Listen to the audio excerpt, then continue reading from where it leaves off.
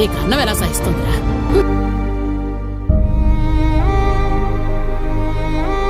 మా గుండెల మీద పంటేసావు కదరా పాపిస్టాడ్. ఉండు, ఇలాగే ఉండు, ఎలాగోలా నాశనం అయిపో. ఈ జన్మలో వీడు మారడు. నీ చావు నువ్వు ఇలాగే నాశనం అయిపోతానంటే నువ్వు మాత్రమే నాశనం అవ్వు. మమ్మల్ని అందరినీ కలుపుకొని వెళ్ళ. తప్పంతా నాదే. నేను తొందరపడి పెళ్లి చేసుకున్నాను.